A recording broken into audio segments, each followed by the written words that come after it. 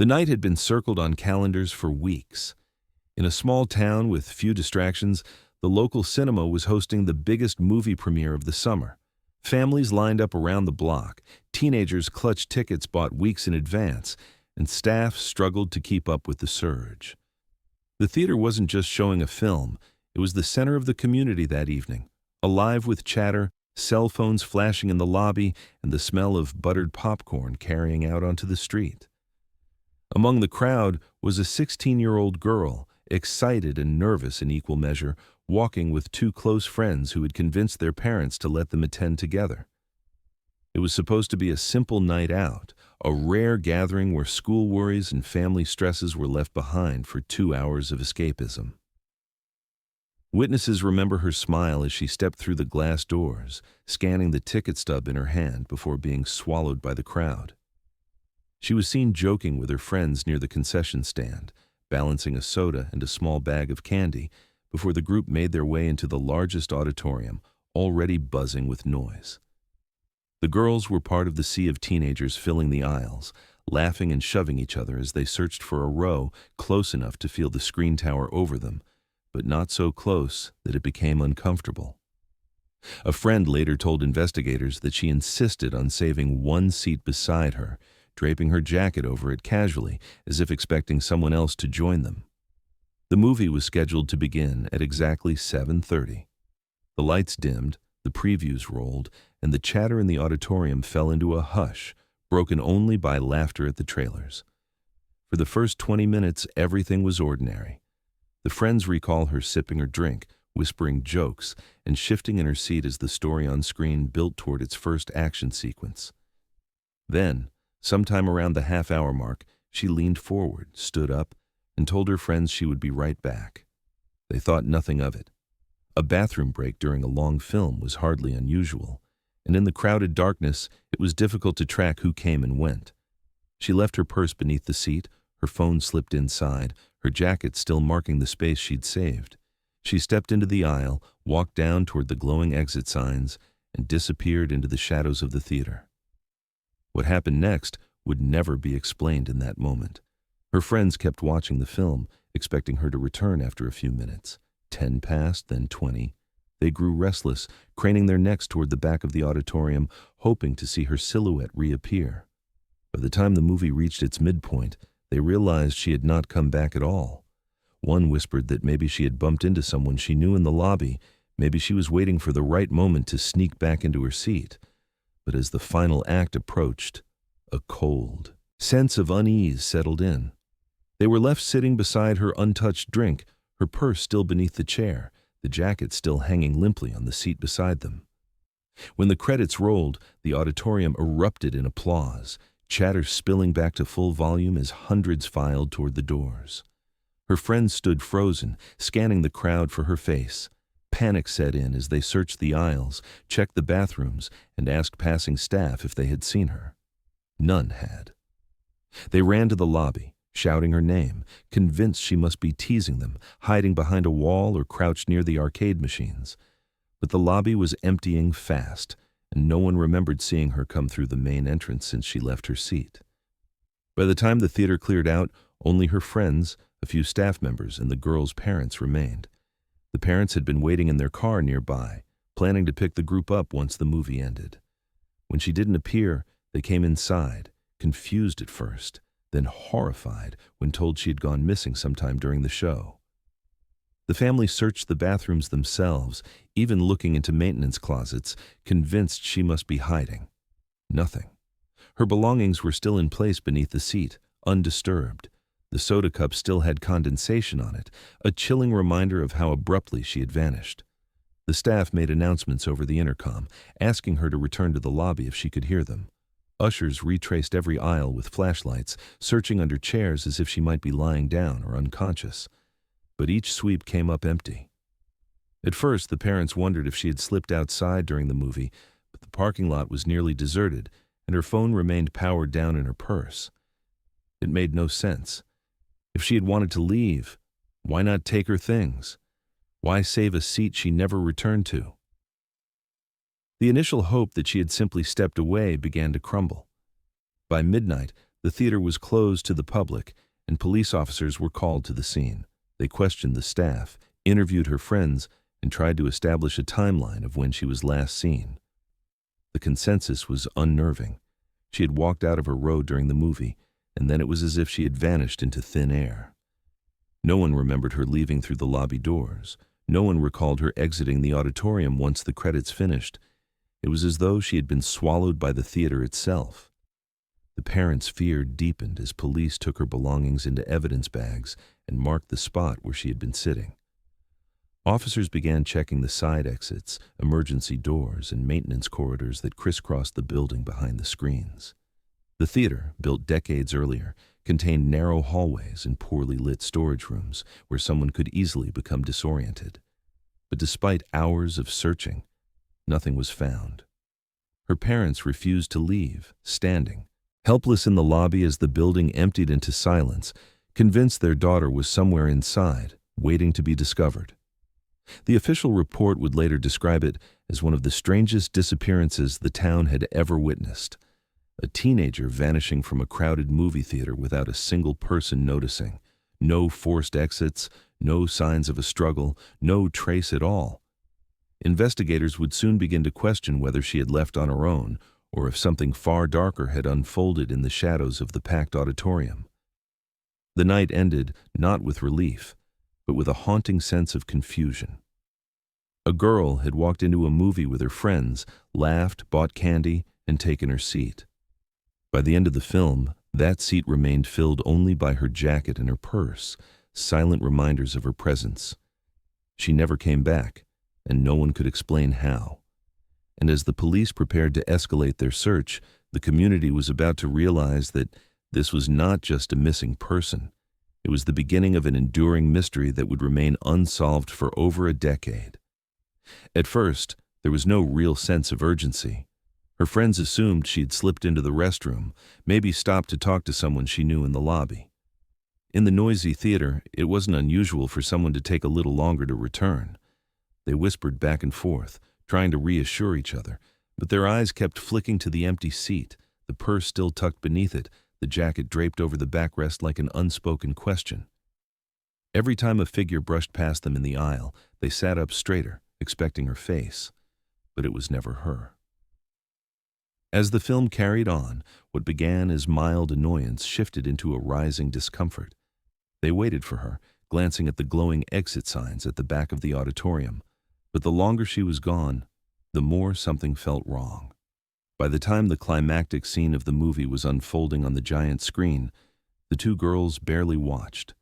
Their friend had left nearly an hour earlier, and there was still no sign of her. When the credits finally began to roll, they stood up quickly, scanning the crowd as hundreds of people poured into the aisles. They thought she might be waiting in the lobby, but when they reached the concession stand, the space was already emptying out, and she was nowhere to be found. At that moment, panic hit them all at once. They ran back toward the auditorium, checked under the seats, and darted to the restroom. They called her name, half whispering at first, then louder, their voices trembling. Other moviegoers began to notice their distress. One usher, sweeping popcorn bags into a trash bin, tried to calm them, suggesting she might have stepped outside for some air. But when they searched the parking lot, she wasn't there either. The lot had thinned, cars pulling away one after another until only a handful remained. By now, the movie was long over, and the rest of the crowd had dispersed. The theater had gone from chaotic noise to an eerie quiet. The friends kept searching, their calls echoing through the empty lobby. Her things were still sitting untouched in the dark auditorium, the soda cup with ice melted into watery sweetness, her purse zipped shut beneath the chair, her jacket marking a space she had promised to come back to. The girls tried to call her phone, but the ringing came from inside the purse, a sound that made their stomachs drop. There was no way she had left willingly without it. The manager was summoned, at first skeptical, then increasingly alarmed as he saw the girls' parents storm through the doors. They had been waiting in their car just down the block, expecting their daughter to come out with her friends when the movie ended. Instead, they walked into chaos. Her mother demanded answers, shouting questions no one could respond to. Where was she? Who had seen her last? Why were her belongings still inside? The father, pale and rigid, insisted the police be called immediately. By 11 o'clock that night, officers were on the scene. They began their search with the most obvious places: the restrooms, the emergency exits, the staff-only corridors. Flashlights cut through dark hallways, illuminating stacked boxes and cleaning supplies. They checked the projection booth, the storage closets, even the trash bins outside. Nothing. The building seemed clean, ordinary, undisturbed. Yet the girl had not walked out the front doors, and no one remembered seeing her leave through any other exit. The first sweep of the theater turned up no trace. Officers interviewed staff in quick succession, asking who had last seen her, whether anyone had noticed her leave. None of the employees could recall. The friends repeated their account. She had gotten up mid-movie, said she'd be right back, and never returned. Their voices cracked as they told the story, replaying every small detail in their heads. The timing, her expression, the way she left her things behind, it all made less and less sense. Her parents moved restlessly around the lobby, caught between anger and fear.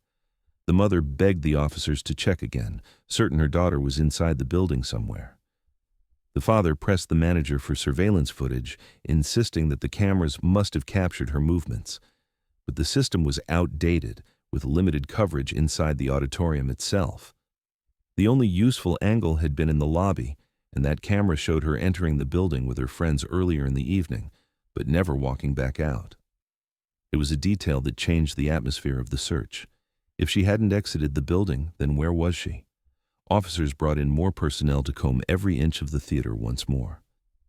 They opened locked doors, traced the winding emergency stairwells, and inspected each corner of the dim maintenance areas. The building was not large, yet the search dragged on into the early hours of the morning. Every space was accounted for, but the girl was not in it. Her mother's pleas grew more frantic as the night deepened. She paced the lobby, clutching her daughter's jacket, which officers had bagged as evidence. Her father stood stiffly beside her, silent except for the occasional clipped question aimed at the police. The friends, exhausted and pale, repeated their story again and again. The atmosphere inside the cinema shifted from confusion to disbelief, then into something darker. It was no longer just about a teenager being late to meet her parents. This was a disappearance, and it had unfolded in the middle of a crowded event. By 2 a.m, the building stood nearly empty. Police tape sectioned off the auditorium where her belongings had been found. Officers guarded the doors while detectives began constructing an official report. A missing persons case had begun in real time, right there in the heart of the town's busiest venue. Outside, news had already started to spread. Parents were being called, questions were circulating online, and neighbors began showing up at the parking lot, whispering nervously to one another. What haunted those who were there that night was not just the disappearance itself, but the impossibility of it. Hundreds of people had sat within a few feet of her. Dozens had passed through the same lobby, the same hallways, the same exits. Yet somehow, a girl had walked away from her seat in the middle of a film and never been seen again. Her belongings remained where she left them, her phone silenced inside her purse, and no one could explain how she had vanished without anyone noticing. And as police prepared to widen their investigation, moving beyond the theater into the surrounding streets, the realization began to sink in. The last confirmed place she had been seen alive was inside that auditorium, and whatever had happened to her in those moments would shape the mystery for the next 11 years. In the first 48 hours of any missing person case, time is the enemy. Every hour that passed without a lead felt like the window for finding her alive was closing. When police officially opened their investigation, the tone was cautious. She was 16 years old, and in many jurisdictions, teenagers who disappeared from public places were first considered possible runaways. Officers asked the standard questions. Had she fought with her parents recently? Did she have a boyfriend? Was there tension at school? They pressed her friends for details about her mood that night, any offhand comments she might have made. But what struck investigators almost immediately were the items she left behind. Her purse, her phone, and her jacket, all abandoned under the theater seat.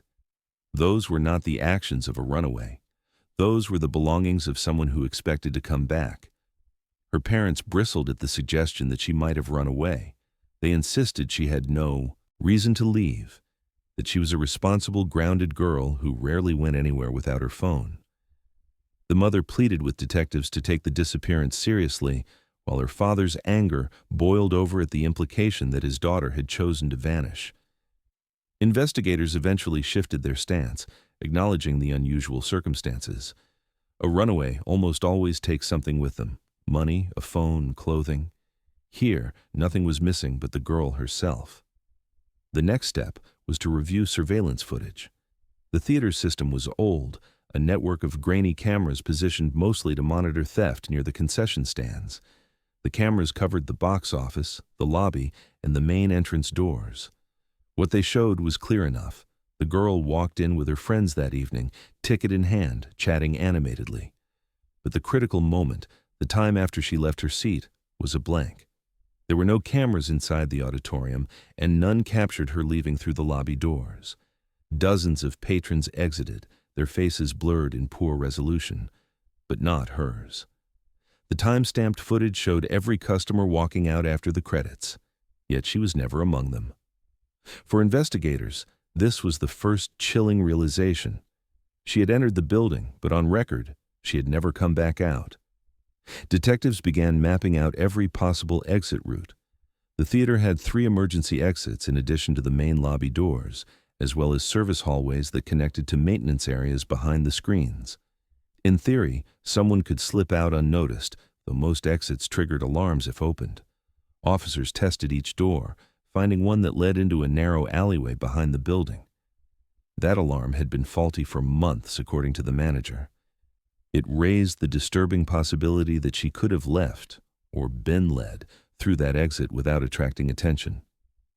Search teams canvassed the area surrounding the cinema.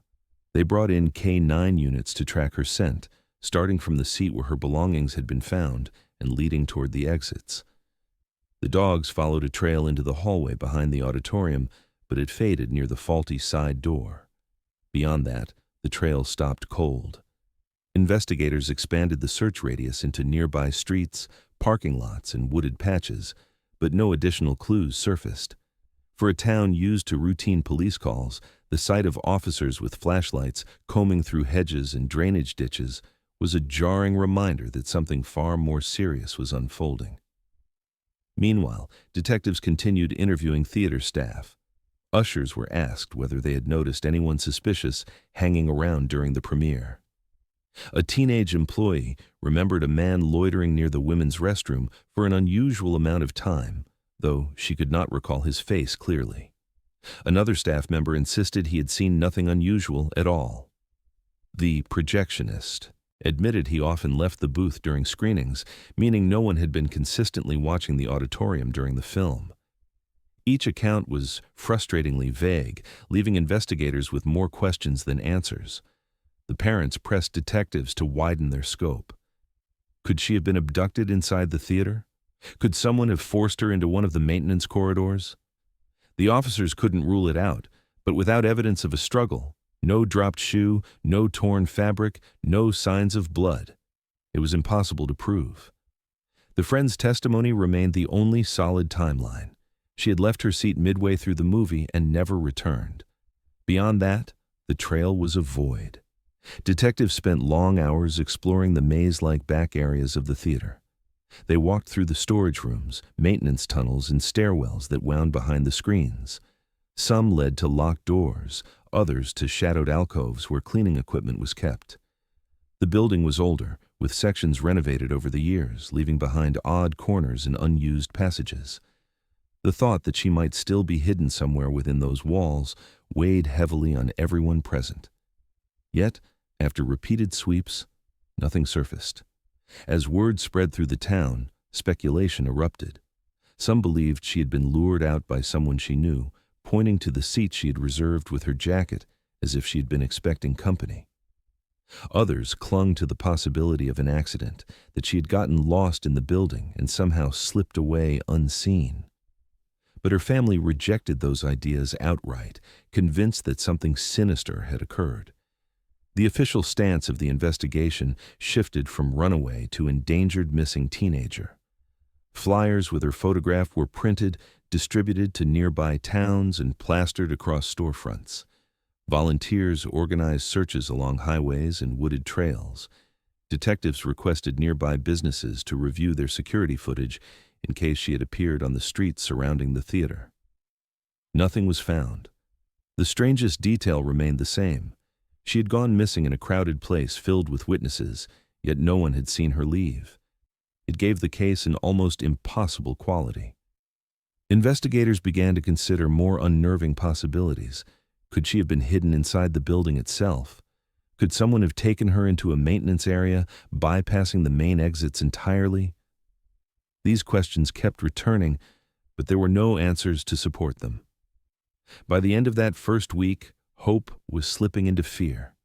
The girl's belongings sat in an evidence room, bagged and catalogued, silent reminders of her last known moments. The purse, the phone, the jacket, each one telling the same story. She had intended to come back to her seat, but she never did. Detectives were left with a case that defied simple explanation, a disappearance that began in the middle of a movie and ended in silence. And as investigators expanded their search outward, looking for suspects beyond the walls of the theater, they could not escape the unsettling reality. The one place they had expected answers, the building itself, had given them nothing but more questions. When the initial searches brought no answers, detectives turned their attention to people. A disappearance in a crowded theater with no sign of forced exit often pointed toward human involvement. They began narrowing down the list of possible suspects, starting with those who had access to the building that night. Theater staff were questioned again, this time under harsher scrutiny. Most were teenagers with part-time jobs, kids wiping down seats and selling popcorn.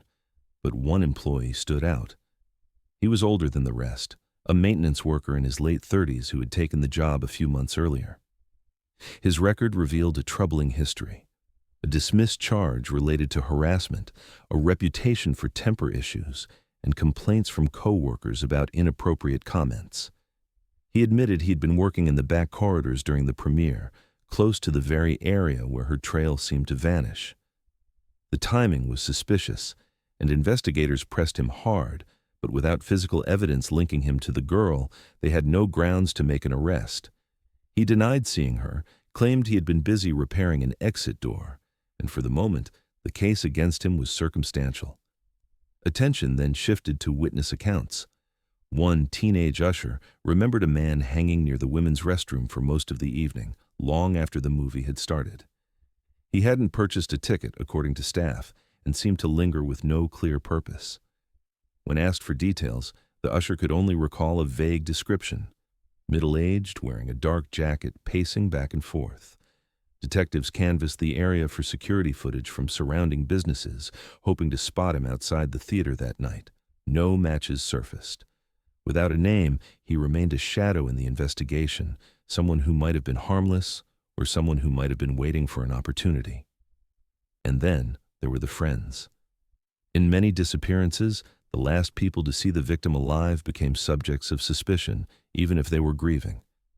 Detectives interviewed them repeatedly, comparing their stories, searching for inconsistencies.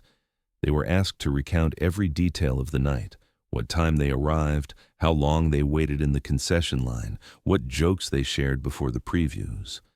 The girls' accounts remained consistent, but investigators noted subtle differences in how they described her final moments. One said she mentioned the bathroom. Another remembered her saying she would be right back without explanation. It wasn't enough to accuse them of anything, but it left room for doubt. The pressure on the friends grew heavier as days passed, whispers circulating through school halls that maybe they knew more than they admitted. The family endured the weight of suspicion as well. Detectives asked the parents to recount their daughter's home life, pressing into private details that felt like violations. Did she argue with her mother? Did she feel trapped by strict rules? Could she have staged her disappearance to escape? The father bristled at the insinuations, while the mother's grief deepened under the glare of constant questions. Neighbors began speculating, repeating rumors that perhaps the family had secrets, that maybe the truth lay not in the theater, but at home. Every word was amplified in a small town where gossip traveled faster than fact. For the investigators, each new thread ended the same way: half-formed leads, nothing concrete.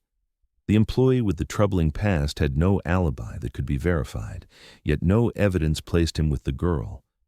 The man at the restroom had vanished into anonymity, a face no one could fully describe. The friends were teenagers left with guilt and suspicion they didn't deserve, scrutinized for what they couldn't explain. And the family, already broken by loss, was forced to defend themselves against the insinuation that they somehow knew more than they let on. Meanwhile, rumors spread like wildfire. Some claimed she had been abducted by someone she trusted, pointing again to the empty seat she saved. Others insisted she had left willingly with a secret boyfriend, despite there being no trace of one. Stories morphed in coffee shops and classrooms, each retelling making the case more sinister, more sensational. The lack of answers allowed imagination to fill the void, and soon the disappearance wasn't just an investigation, it was folklore within the town.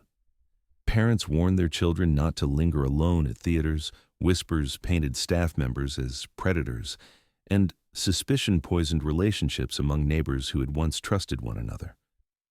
The investigators struggled to manage this storm of rumor and doubt.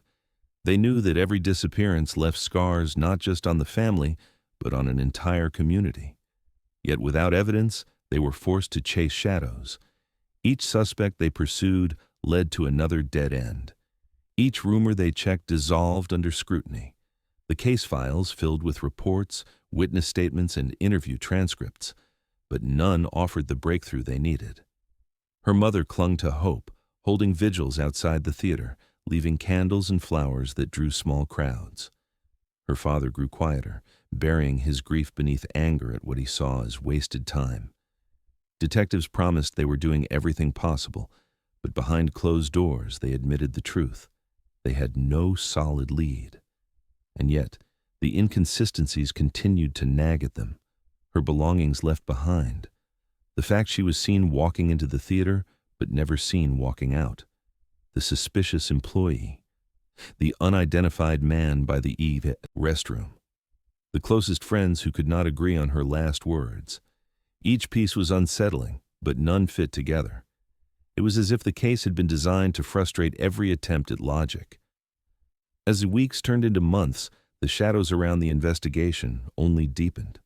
The suspects remained suspects, but nothing proved their guilt. The rumors grew louder, but none held weight. And the family remained trapped in limbo, enduring suspicion while clinging to the impossible hope that their daughter would still be found alive. The case was no longer new. The headlines faded, the public's attention shifted, but the questions remained. And for detectives, the haunting truth was clear. They had a disappearance without evidence, suspects without proof, and a mystery that seemed to grow darker the longer it went unsolved. As weeks turned into months and months turned into years, the disappearance slowly shifted from an urgent investigation to an unsolved mystery. The case grew cold, not because investigators stopped caring, but because the trail had gone silent.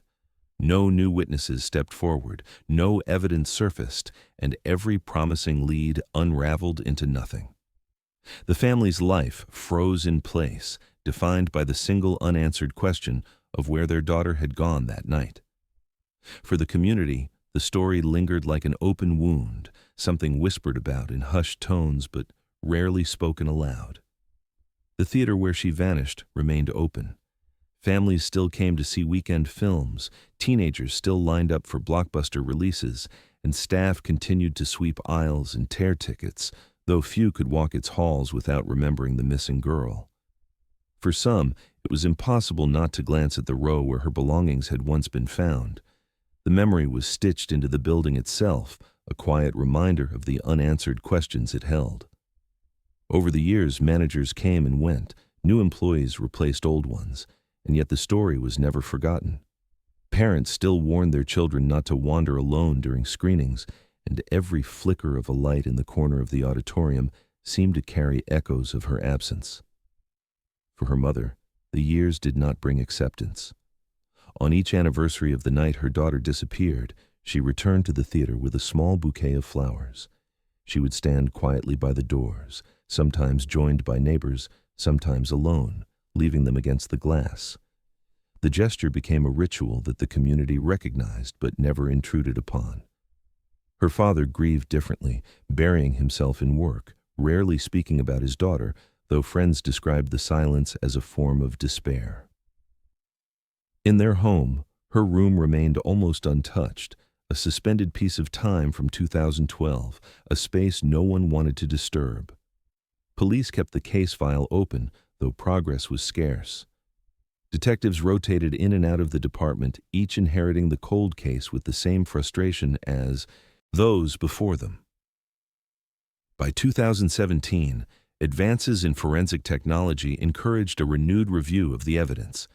Items collected from the theater were re-examined, swabbed for potential DNA that earlier tests had been unable to detect.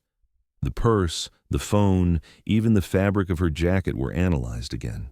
But nothing foreign or suspicious appeared. The items told the same story they had from the beginning. She had left her belongings behind, expecting to come back, and she never did. Digital records were rechecked. Her phone, powered off when it was discovered, held no new clues, no unsent messages, no deleted conversations of note. Investigators hoped that improved techniques for recovering erased data might reveal something hidden. Instead, the results were empty. Her last messages were routine, casual texts with friends about meeting up, reminders about homework, jokes about the premiere. Nothing to suggest a plan, nothing to suggest fear. By this point, the story had settled into town folklore. Students who hadn't even been in high school at the time grew up hearing about the girl who disappeared during a movie premiere. Teachers used her case as a reminder about safety in public spaces. Local papers ran anniversary stories, sometimes with speculation, sometimes with human interest reflections on how the family continued to cope. But without new evidence, the coverage was fleeting. The case became one of those mysteries everyone knew about, but no one expected to be solved. Rumors carried on in the absence of facts. Some swore she had been taken by someone she knew, pointing to the saved seat as evidence of a secret rendezvous. Others whispered that she had never left the theater at all, feeding theories about hidden spaces in the building. Over time, the rumors hardened into local legend, repeated so many times that people began to forget which details were real and which were imagined. The family had to live with these stories, overhearing them in grocery stores and gas stations, forced to endure the cruel speculation of strangers. Investigators faced their own frustrations. They spoke about the case quietly, often shaking their heads at the impossibility of it. Detectives who had worked homicide said the lack of evidence was unlike anything they had encountered. There was no body, no confirmed suspect, no trail, just the haunting gap between a girl leaving her seat during a movie and her never being seen again. Even seasoned officers admitted privately that the case gave them nightmares. As the years pressed on, hope shifted into something else.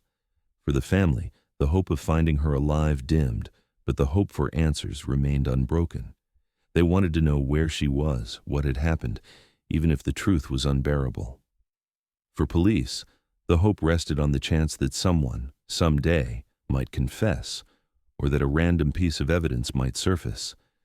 But by the 11th year, even that optimism began to feel hollow. The theater itself remained unchanged, an ordinary building with extraordinary weight on its walls. Patrons who walked its aisles felt unease, a sense that they were part of a place marked by tragedy. Some refused to go at all, choosing to drive to the next town rather than sit in the same rows where a teenager had last been seen. The story was alive in memory, but frozen in progress. The silence stretched over more than a decade, a silence filled with questions that no one could answer. In 2017, when detectives closed the file once again after the new round of testing, they admitted that technology had offered them nothing. The evidence remained unchanged. The theories remained unproven. The family was left with the same rituals, the same grief, the same absence, and the town was left with the same mystery, one that felt both close and impossibly distant. But what no one could have predicted was that the very place where she vanished would one day yield its own secret. A secret hidden in plain sight, waiting in silence until the building itself was forced to reveal it. By 2023, more than a decade had passed since the disappearance. The case had faded from headlines, remembered mostly in brief anniversary stories and by those who had lived through it directly. The theater where it all began still stood, its paint faded, its carpets worn. Business had slowed in recent years as streaming and newer venues in neighboring towns drew crowds away. Finally, the owners decided it was time for a full renovation. The building would be modernized with new screens, updated lighting, and completely replaced seating. Contractors were brought in during the spring to begin dismantling the old structure row by row. It started as an ordinary job. Workers unbolted decades-old chairs, stripped carpeting, and hauled out trash from corners that hadn't been touched in years. Dust coated the air as drills echoed through the cavernous auditoriums. For most of the crew, it was just another contract, but as they tore deeper into the theater's bones, something unsettling surfaced. In one of the larger auditoriums, the very room where she had vanished, they removed row after row of heavy, outdated seats. Each frame was cracked and rusting, worn down from years of use. But one particular chair refused to come free. Its base had warped metal, and the bolts were corroded to the floor. As workers forced it loose, the seat cracked open. What spilled out stopped them cold. Inside the cavity of the chair's frame, wedged tightly against its mechanics, were what looked at first like remnants of fabric. But as they pried further, the truth revealed itself. Bones, small, brittle, discolored from age, pressed deep inside the structure where no one could see. The crew fell silent, the weight of what they had found dawning on them in fragments. This wasn't just debris. This was human. The discovery sent shockwaves through the worksite. The theater was immediately shut down, locked. At the doors, as workers called local authorities. Word traveled fast, and by evening, police vehicles surrounded the building. Investigators stepped inside the same auditorium they had scoured countless times 11 years earlier, now faced with the grim reality that the missing girl had been here all along. The seat where her belongings had once been discovered was just 2 rows away. Forensic teams quickly confirmed what many feared. The bones were human, and given the location, the odds were undeniable.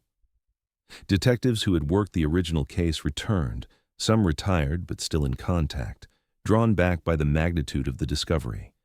They watched as technicians carefully dismantled the chair piece by piece, placing bone fragments into evidence bags, treating the frame like the crime scene it had become. For years, the theater had been a place of speculation, of unanswered questions, of painful memory. Now, it was an active scene again, but this time with something concrete. The girl who had walked out of her seat during a movie had been found inside another one. News spread within hours, reigniting a story that had haunted the town for more than a decade. Reporters gathered outside, broadcasting live updates, while stunned residents tried to process the idea that she had been in the building the entire time. Her mother was contacted almost immediately, her reaction described later by investigators as both devastation and vindication. For years she had insisted her daughter had never left the theater. Now, standing in the parking lot, she watched as evidence bags were carried out, the truth cutting deeper than any theory ever had. Forensic anthropologists were brought in to assess the remains. The condition of the bones suggested they had been there since the night of her disappearance, wedged so tightly into the frame that they were nearly impossible to detect without dismantling the seat itself. Theories began forming almost immediately. Could she have fallen into the cavity accidentally, the mechanism trapping her inside? Or had someone hidden her body there intentionally, using the chaos of the crowded theater to mask their actions? Detectives replayed every step of the original investigation. They remembered how her purse, phone, and jacket had been found only feet away, how no one had seen her leave, how the auditorium had been searched multiple times with flashlights, every aisle walked by police and staff. It seemed unthinkable that she had been trapped in plain sight, concealed by nothing more than the frame of a seat. Yet the evidence was undeniable. The discovery reopened wounds for the family, but it also reignited debates within the community. Some believed it had been a tragic accident, the kind of freak occurrence no one could have anticipated. Others insisted foul play was the only explanation, pointing to the suspicious employee, the unidentified man near the restrooms, the endless whispers that had surrounded the case. Theories multiplied once again, but this time they had something real at their center. Her body had been found, and with it came the demand for answers. The theater, once a symbol of confusion and unanswered questions, was now sealed off as investigators scoured it once again. Every row of seating was removed, every frame inspected, every bolt and crevice studied.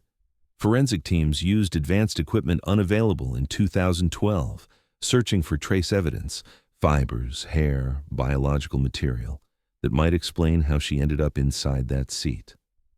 The results would take weeks, but the magnitude of the discovery was immediate. The case that had haunted the town for 11 years was no longer just a mystery. It was a recovery. What investigators knew for certain was that the girl had never left the building. The theater that had swallowed her in 2012 had finally given her back in 2023. And as the remains were transported for identification, the community braced for the return of a story they thought had long since gone quiet, a story about a seat in a movie theater that had hidden the truth in silence for more than a decade. When forensic teams dismantled the seat, they did so with the precision of surgeons. Every bolt, every panel, every piece of rusted metal was cataloged. What they found inside was unlike anything they had anticipated. The skeletal remains were not simply tossed into the cavity. They were entangled within it, pressed against jagged metal supports as though the body had been crushed or trapped. Bones of the rib cage were bent unnaturally, fragments of the skull wedged between springs. Even after more than a decade, the placement suggested violence or accident had locked her in that position. It was not a body hidden neatly. It was a body caught. The first priority was recovery. Anthropologists wore protective gear as they carefully removed each fragment, placing them into sterile evidence containers. The atmosphere inside the auditorium was silent. Investigators, stunned by the sheer proximity of the remains to where her belongings had once been found. For 11 years, hundreds of films had played in this room. Thousands of people had sat within feet of her, and none had realized she was still there. Detectives who had walked those aisles with flashlights in 2012 now stared in disbelief, shaken by the knowledge that she had been there all along. Once the remains were taken to the state forensic lab, the process of identification began. DNA was extracted from the bones and compared to samples already on file from her family. Within days, the confirmation came back. It was her. The missing 16-year-old who had walked into the theater with friends in 2012 had finally been found. But the discovery only deepened the mystery. How had she ended up inside the frame of a seat, in a position that suggested suffocation or entrapment? How had an entire investigation missed what was hiding in plain sight? The condition of the skeleton left investigators with disturbing questions. There were no obvious signs of blunt trauma that might suggest a violent assault, no knife marks, no bullet holes. But the unnatural contortion of her bones raised the possibility of mechanical force. Forensic pathologists theorized she could have slipped into the cavity, perhaps while adjusting the seat, and become pinned by the mechanism. Others argued that the positioning suggested she had been forced in, that no ordinary accident could explain the way her body had been compressed so deeply. The family received the news with a mixture of heartbreak and grim relief. For 11 years they had lived in uncertainty, not knowing if their daughter was alive somewhere or if she had died the night she disappeared. Now they had an answer, but it was an answer almost too horrifying to accept. The mother, who had left flowers at the theater every year, broke down when told her daughter had never left the building. The father, stoic in public, later admitted he felt betrayed, that so many searches, so many investigators, so many promises had missed the truth that had been only feet away. Detectives revisited the original investigation files, comparing them against the new findings. They pored over diagrams of the auditorium, seat layouts, and maintenance records. The chair where she had been found had a history of mechanical problems. There were notes of patrons complaining about it sticking, of workers tightening bolts, of it being scheduled for replacement years earlier but never removed. That detail fueled one theory, that she had sat down, shifted, and somehow slipped into the frame. But this explanation struggled against the obvious question: how could someone disappear into a seat during a film surrounded by hundreds of witnesses without a single person noticing? There were no screams reported, no commotion that night beyond her friends wondering why she hadn't returned. If it had been an accident, it would have had to occur silently, swiftly, and in a way no one around her perceived. If it had been deliberate, the scenario was even more chilling. Someone would have had to force her into the cavity during the chaos of the premiere, then leave her belongings behind to mask the disappearance. The forensic evidence was maddeningly inconclusive. Small fractures suggested compression, but not necessarily struggle. Missing personal items like one of her shoes raised more questions than answers. Detectives consulted engineers familiar with theater seating, who explained that older models had dangerous gaps in their frames, enough for someone small to become lodged if they fell at the wrong angle. Those flaws had led to lawsuits in other states. It was possible, experts admitted, that the theater had harbored a deadly hazard all along. Still, suspicion never faded. The theater employee with a troubled past, the unidentified man near the restroom, the endless rumors that had circled for years, all of it returned to the forefront. Could one of them have played a role in making sure she never left the auditorium alive? Detectives reopened their suspect lists, though no new evidence pointed directly to foul play. They had a body now, but not a cause of death. The town reacted with disbelief. For years, people had sat in that auditorium, some even in the same row, unaware they were feet away from the missing girl. The revelation unsettled everyone. Parents who had once treated the case as a cautionary tale now faced the horrifying truth that the theater had concealed her all along. Some residents called it negligence, others called it cover-up. But for the family, labels didn't matter. They had their daughter back, but they had no clarity on how she had died. The remains confirmed the nightmare, but the seat still held its secret. Whether it was a mechanical accident, a tragic oversight, or something far darker, the truth was lodged somewhere between twisted steel and fractured bone.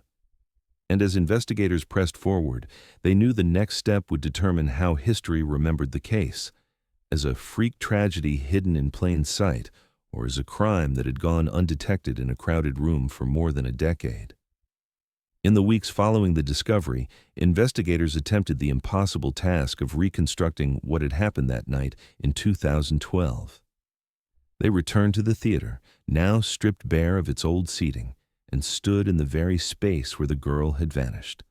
The rows of empty bolts on the floor marked where the seats had once stood, silent placeholders for the scene they were trying to recreate. Forensic experts, engineers, and detectives walked the space together, debating scenarios. Some believed her death was the result of a bizarre accident. Others remained convinced that human hands had played a role. Both theories carried weight, and both had troubling implications. The accident theory hinged on the design of the chair itself. Older theater seats were built with mechanical hinges and hollow cavities in their bases. Engineers demonstrated how a person could slip between the seat and the riser if the frame shifted suddenly or if someone leaned at the wrong angle. The gap was narrow, but not impossible.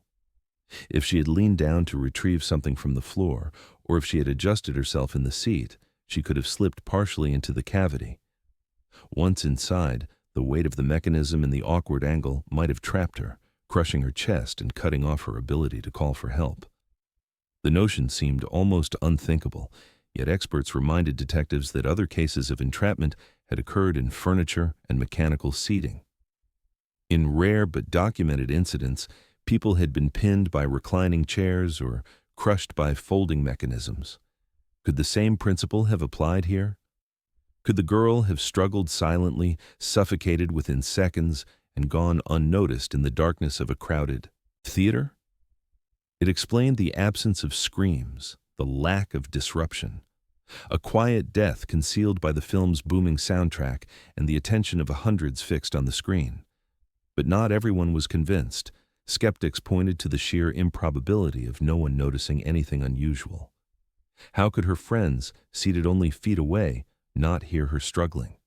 How could ushers or patrons, sitting in the same row, fail to notice movement or distress? To them, the accident theory felt insufficient. It didn't explain why her body was positioned so deeply within the frame, nor did it account for the missing shoe and unexplained marks on some of her bones.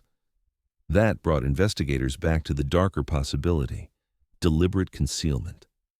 Some detectives theorized that she had been attacked in the theater, subdued in the darkness by someone who knew how to take advantage of the environment. The film had been loud, the room crowded, and chaos would have masked nearly anything. If she had been incapacitated, struck, suffocated, or restrained, her attacker might have had the opportunity to wedge her body into the cavity of the faulty seat. In that theory, the mechanics of the chair became not the cause of death, but the hiding place, a crude, desperate way to make her vanish in plain sight. The theory carried chilling implications. It meant that while her friends sat only feet away, someone else had been close enough to her to commit the act and conceal it. It also reopened questions about suspects. The man loitering near the restroom, the troubled employee, even the possibility of someone unknown slipping in during the chaos, all of them resurfaced in light of the seat's discovery. Could one of them have taken advantage of the noise and the darkness to commit a crime no one realized had happened? Investigators tested the theories physically.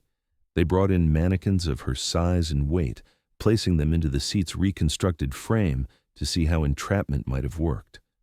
In some scenarios, the mannequin lodged halfway, proving that it was at least possible for a person to slip into the cavity accidentally.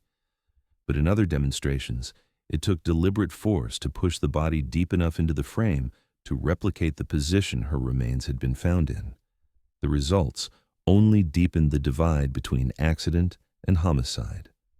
Forensic experts analyzing the bones leaned toward compression as a cause of death. The rib cage fractures were consistent with pressure, though whether from the seat's mechanics or from human force was impossible to determine. There were no definitive signs of struggle, but there were also no conclusive indicators of an accident. The evidence sat in a gray zone, each interpretation shaped more by perspective than proof. Her family struggled with the ambiguity. The mother wanted to believe it was an accident, as unthinkable as that was, because the alternative, that someone had killed her daughter and hidden her body 2 feet away from her friends, was too horrifying to imagine. Her father, however, was unconvinced. He argued that no accident could explain why search teams had missed her, why her body had remained undetected through multiple sweeps of the auditorium. To him, it was negligence at best, foul play at worst. The community wrestled with the same divide. Some accepted the accident theory, framing it as a tragic oversight that had gone undetected for years. Others clung to the belief that someone had used the chair as cover for a crime, exploiting the flaws in the theater's design to make her vanish. Online forums reignited with speculation, dissecting every detail, every interview, every photograph of the seat's remains.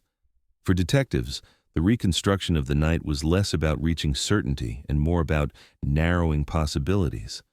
They mapped the timeline again and again. She left her seat midway through the movie, was never seen exiting. Her belongings were left untouched, and she was ultimately found inside another seat.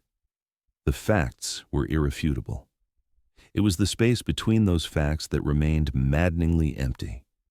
The funeral took place on a gray morning, 11 years after her disappearance. Friends, family, former classmates, and neighbors filled the church pews, the same people who had spent over a decade asking where she had gone. For her mother, it was the first time she could lay flowers not at the theater doors, but at a gravesite.